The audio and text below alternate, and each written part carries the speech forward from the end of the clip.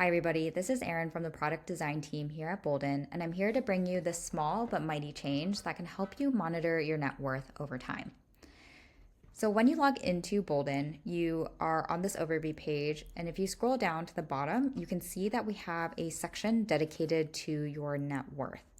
On the right-hand side, we show you how your net worth is projected to grow over time, starting today in 2024.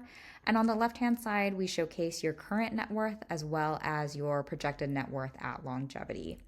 We are now introducing this new capability to understand how your current net worth may have changed from the month prior. In this updated version, the first thing that you'll notice is that your net worth section has moved up the page for increased visibility. But more importantly, we've highlighted your two key metrics, your current net worth value, as well as the change since last month. We've also retained our future focus metrics like your net worth at retirement, as well as your net worth at longevity, because these two metrics are key in putting your net worth into context. So for example, your current net worth might fluctuate month to month, and these metrics will help you see those fluctuations in context of your long-term plan.